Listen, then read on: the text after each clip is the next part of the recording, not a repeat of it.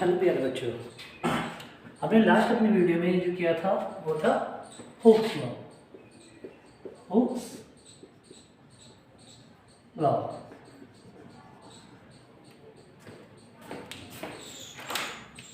Hooks law according to Hooke's law, stress applied on an object is directly proportional to its strain. It means stress is equal to E modulus of elasticity and strain. It means E आपके पास क्या हो जाता है, stress upon strain.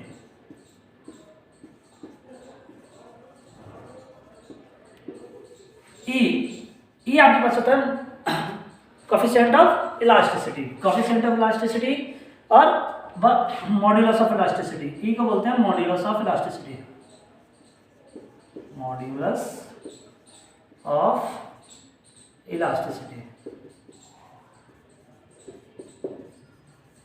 And modulus of elasticity does not depend on stress और strain. ये इन दोनों में से किसी पर भी डिपेंड नहीं करता। It depends on the material, the properties of materials. ठीक, तो प्रॉपर्टीज ऑफ मटेरियल पर डिपेंड करता है, ये कभी भी स्ट्रेस एंड स्ट्रेन पर डिपेंड नहीं करता है। ये आपको क्लियर समझ जाना है। अब देखिए, अगर हम इसकी बात करते हैं मॉड्यूलस ऑफ इलास्टिसिटी की अगर हम बात करें तो उसके अपने कई अलग अलग टाइप होते हैं। यानी स्ट्रेस आप केवल एक तरीके से नहीं लगाते, आपको पता है, ना ही स्ट्रेन आप एक तरीके से लगाते हो। तो अगर हम बात करें टाइप की, तो टाइप होते हैं आपके पास 3। फर्स्ट होता है आपके पास young modulus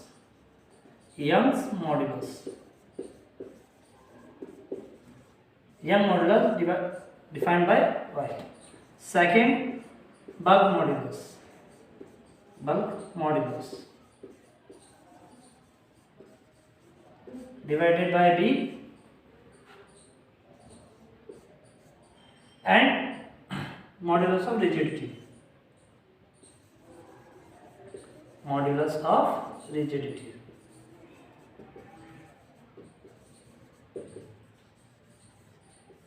denoted by G।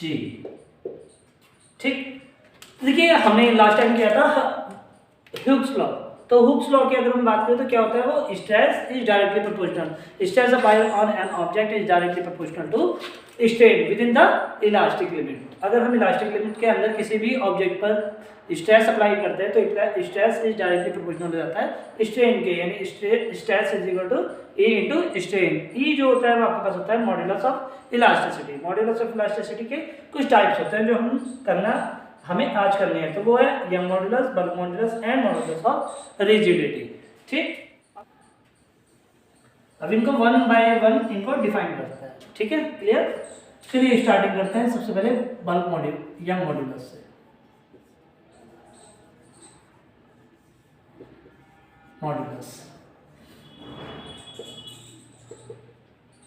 Young modulus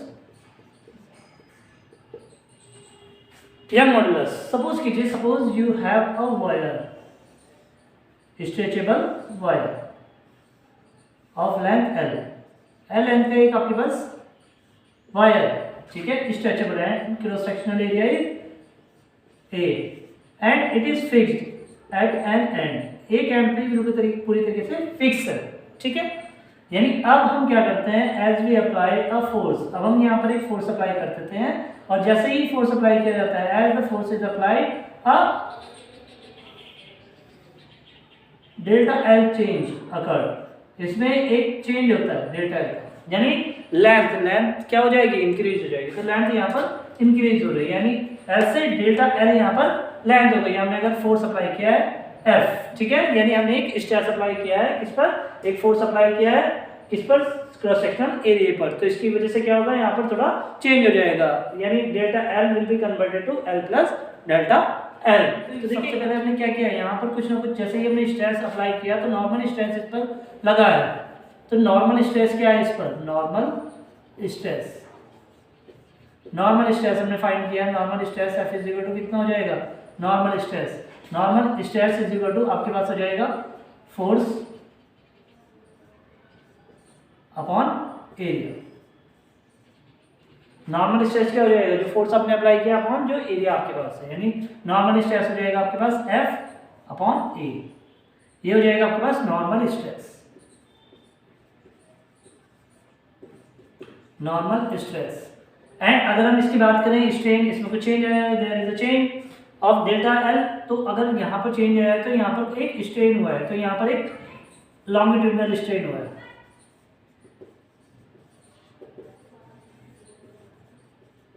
longitudinal strain, वो स्ट्रेन क्या चेंज हुआ है, डेल्टा एल अपॉन एल, यानी यहाँ पर जो चेंज आया है यानी ratio of delta L upon L, यानी यहाँ पर क्या हुआ है, कुछ ना कुछ स्ट्रेन हुआ है।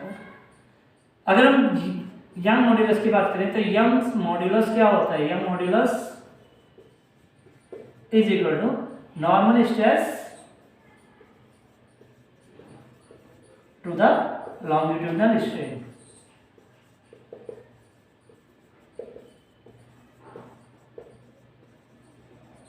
यानी अगर हम दोनों को रख दें तो क्या हो जाएगा, y इज इक्वल टू आपके पास आ जाएगा नॉर्मल स्ट्रेस यानी F upon A upon delta L upon L.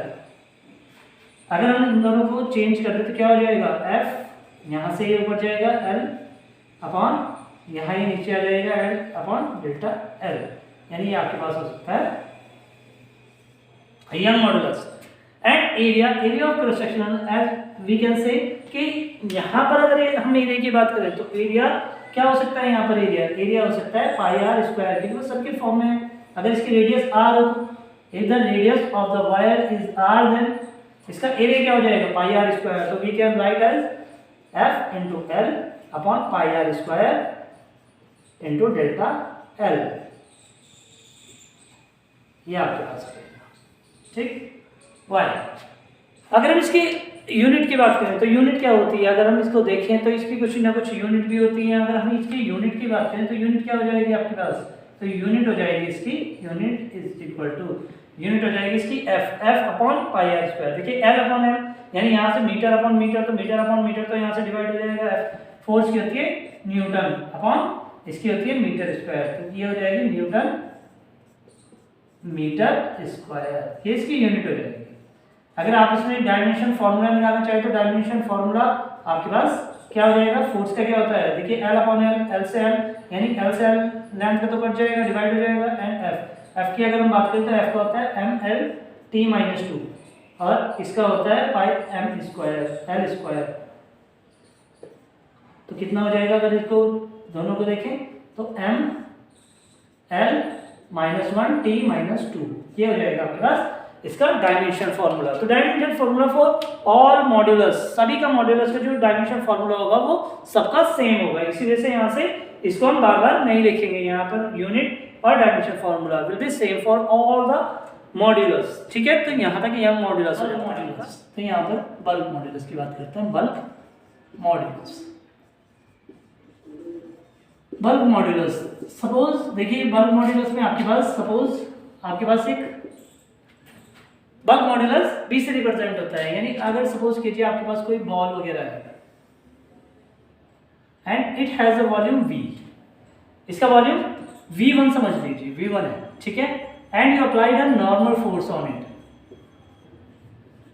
जैसे इस पे नॉर्मल फोर्स अप्लाइड किया जाता है, ठीक है, it means you are applying a stress, there is decrease in the volume of the ball, ball की वॉल्यूम में कुछ ना कुछ चेंजेस आ जाते हैं, तो वो हो गया समझ लीजिए आपके पास डेल्टा। अब इसका चेंज होकर जो वॉल्यूम होता है वो होता है v2, यानी change in volume, change in volume आपके पास आ जाता है v2 minus v1। As you know v2 is less than v1, that's why change in volume delta v will be minus, यानी यहाँ पर जो आपके पास डेल्टा वी आ जाएगा, सपोज कीजिए डेल्टा वी है तो आपके पास कितना आ जाएगा माइनस डेल्टा वी, ठीक। तो ये जाएगा आपके change in volume is equal to v2 minus v1 upon, ये आपके पास माइनस में आ जाएगा, तो हमने डेल्टा वी माइनस में ले दिया इसी वजह से, ठीक है। यानी अगर हम यहाँ से देखें तो नॉर्मल स्ट्रेस, अगर यहाँ से हमने नॉर्मल स्ट्रेस इस पर अप्लाई किया है, नॉर्मल स्ट्रेस कितना होगा, तो देखिए we are applying force F on area A, तो F upon A, that is normal stress. अब यहाँ से अगर हम बात करें स्ट्रेन की, तो स्ट्रेन कौन सा हुआ है, यहाँ पर वॉल्यूमेट्रिक स्ट्रेन हुआ है, वॉल्यूमेट्रिक स्ट्रेन, कुछ ना कुछ चेंज आया है वॉल्यूमेट्रिक में, ठीक है। तो वॉल्यूमेट्रिक स्ट्रेन क्या हो जाएगा, change in volume, change in volume upon original volume,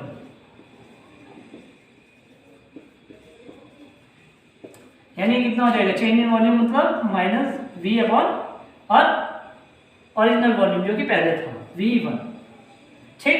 यानी यहाँ पर चेंज होकर कितना है, b इज इक्वल टू, ये आपके पास बल्क मॉड्यूलस जो आएगा, बल्क मॉड्यूलस वो क्या हो जाएगा, bulk modulus b is equal to, ये आपके पास क्या हो जाएगा, ये हो जाएगा नॉर्मल स्ट्रेस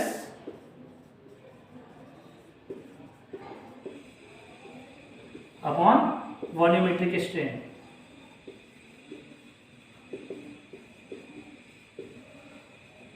इट मीन्स अगर हम यहाँ से इनकी वैल्यू पुट करें तो ये हो जाएगा F upon A upon volumetric strain minus delta V upon V one, यानी इनको अगर ऊपर लेके चले जाएं तो ये हो जाएगा आपके पास V one upon delta V upon A. यानी अगर हम देखें तो बी जो होता है वो आपके पास होता है एफ अपॉन ए और v1 अपॉन डेल्टा वी। अगर यहाँ से कंडीशन देखेंगे कि f अपॉन ए, यानी हमने क्या किया है, यहाँ पर एक प्रेशर अप्लाई किया है, if there is a pressure, pressure यहाँ पर अगर p हो तो p is a pressure f upon A, ठीक। तो यहाँ पर हमने क्या किया, b इज इक्वल टू आपके पास हो जाएगा f upon A, f upon A become p, it mean minus p upon v1 upon delta v, ये आपके पास आ जाता है बल्क मॉड्यूलस। ये होता है आपके पास बल्क मॉड्यूलस, बल्क मॉड्यूलस की यूनिट एंड बल्क मॉड्यूलस का जो डायमेंशन फॉर्मूला होता है that will be same as Young modulus, ठीक।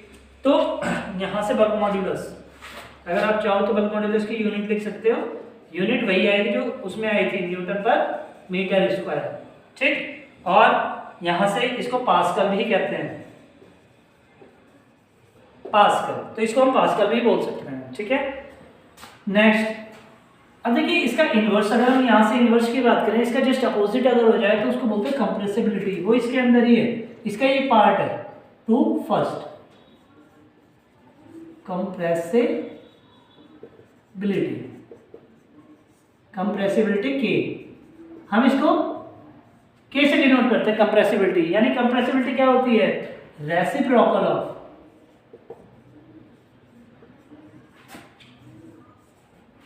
Bulk modulus,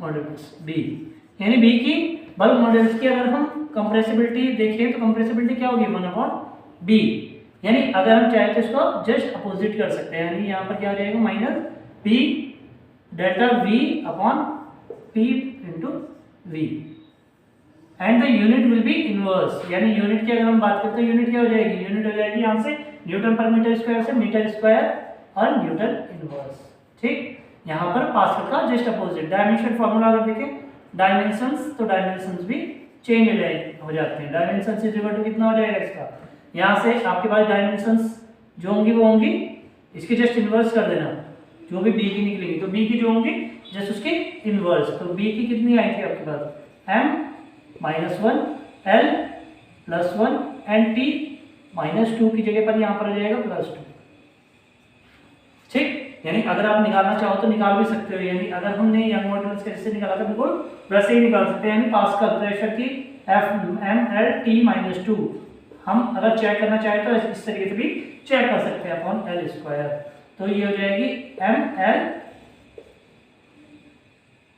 -1 t -2। अब जैसे इसका रेसिप्रोकल करते हैं तो m -1 l +1 और t -2 की जगह +2, तो ये होता है आपके पास bulk modulus. Bulk modulus is applied on the area of spheres like things, ठीक है। स्फीयर लाइक थिंग पर अगर हम कोई भी ऑब्जेक्ट और कोई भी स्ट्रेस अप्लाई करते हैं तो वहां पर बल्क मॉड्यूलस अकर्ड होता है, तो ये आपके पास बल्क मॉड्यूलस था, ठीक है। मॉड्यूलस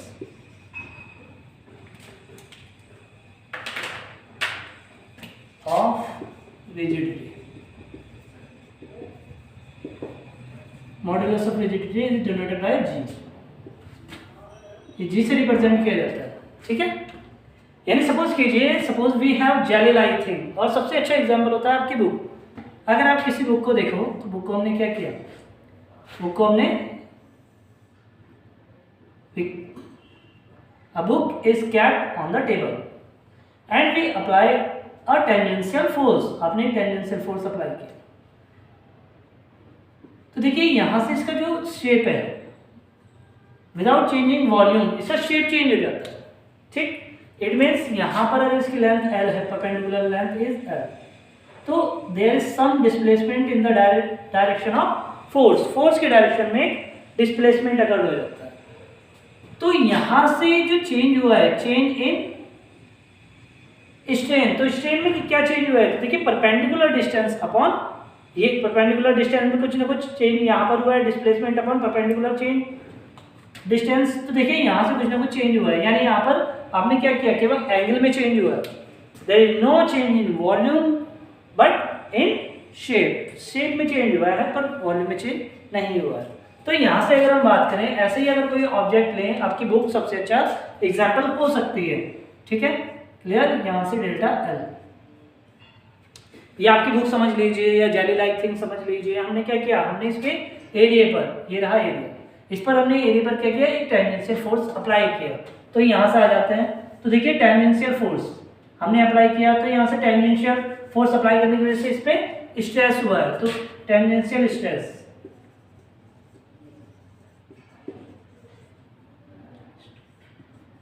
हमने एक स्ट्रेस अप्लाई किया, tangential stress is equal to, यहाँ से टेंजेंशियल स्ट्रेस जो होगा वो आपके पास कितना हो जाएगा, एफ, यानी टेंजेंशियल फोर्स अपॉन एरिया, ए, जो इस पर का एरिया होगा ऊपर, ठीक है, उस पर हमने फोर्स अप्लाई किया है। इसे एक चीज और बोलते हैं, अगर यहाँ पर आप लिखो शेयरिंग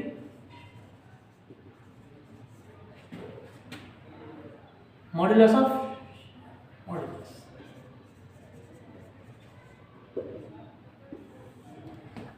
शेयरिंग मॉड्यूलस इसको और बोलते हैं। अब यहाँ से अगर टेंजेंशियल स्ट्रेस आपने देखा, तो शेयरिंग स्ट्रेन हमने पढ़ा हुआ है, शेयरिंग स्ट्रेन, यहाँ पर चेंज आया है किसका, डिस्प्लेसमेंट का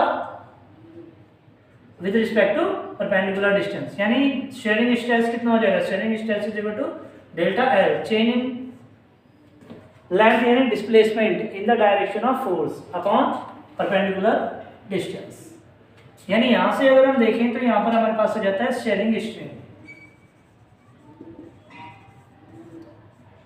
sharing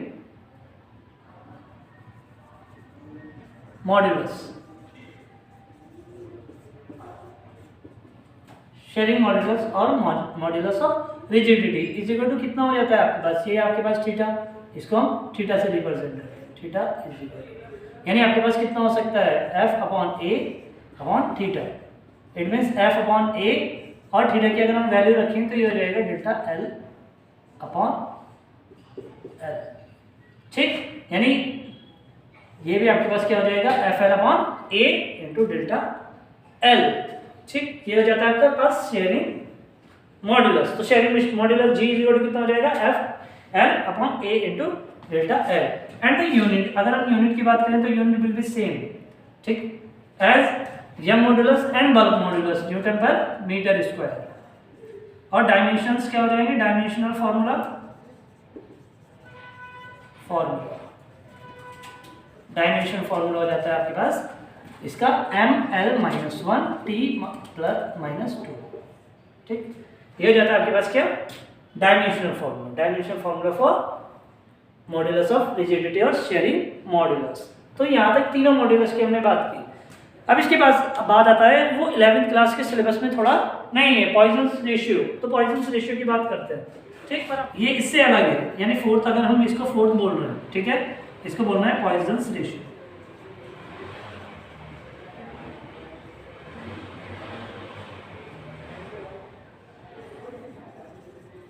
poisons ratio. Poisson's ratio क्या होता है, देखिए, if there is a change, longitudinal force हम अप्लाई करते हैं यहाँ पर ऑन ए पर हमने लॉन्गिट्यूडिनल फोर्स अप्लाई किया एफ, ठीक। As we apply longitudinal stress, there is some change in lateral distance also. यहाँ पर lateral distance में भी या इसकी r में भी कुछ चेंज हो जाता है, ठीक। यानी यहाँ से क्या होता है, जैसे ही आप इसको चेंज करते हो as you apply the force तो ये खींच जाता है, पर यहाँ पर आपका r जो हो जाती है वो कुछ कम हो जाती है, यानी वायर जो हो जाता है वो थोड़ा थिन हो जाता है। तो यहाँ पर आपके पास जो वो आता है मॉड्यूलस, वो आपके पास हो जाता है पॉइजन्स रेशियो। तो पॉइजन्स रेशियो क्या होता है, पॉइजन्स रेशियो होता है sigma. Sigma is equal to क्या होता है पॉइजन्स रेशियो। तो देखिए लॉन्गिट्यूडनल स्ट्रेन तो आपने देख ली, लॉन्गिट्यूडनल स्ट्रेन, लॉन्गिट्यूडनल स्ट्रेन आपके पास क्या होती है, longitudinal strain delta L upon L, ये तो होती है लॉन्गिट्यूडनल स्ट्रेन। अगर हम लेटरल स्ट्रेन की बात करें, यहाँ लेटरल में भी चेंज आता है, लेटरल स्ट्रेन। तो लेटरल स्ट्रेन अगर देखें तो लेटरल स्ट्रेन क्या हो जाती है, lateral strain is equal to delta R, यानी यहाँ पर चेंज आया है आर में, ठीक है। तो इसीलिए हम यहाँ माइनस कर रहे हैं अपॉन आर, जो उसकी पैरेलल रेशियो रेडियस थी, यानी यहाँ कुछ ना कुछ चेंज आता है किसमें, रेडियस में। तो सिग्मा इज इक्वल टू क्या होता है, सिग्मा इज इक्वल टू आपके पास हो जाता है sigma is equal to lateral strain, lateral strain upon longitudinal strain.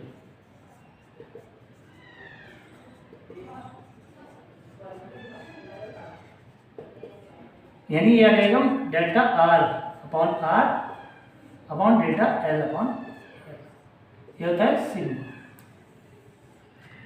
ये उन मॉड्यूलस से थोड़ा चेंज है, यानी लेटरल स्ट्रेन और लॉन्गिट्यूडनल स्ट्रेन में रिलेशन, ठीक है। यहाँ पर फॉर्मूले से डाला था, पर इसका मतलब ये नहीं है, उनसे चेंज है थोड़ा, ठीक। चलिए आते हैं रिलेशन। अब इनके कुछ रिलेशंस होते हैं जो कि आपको देखने को मिलते हैं। तो रिलेशन,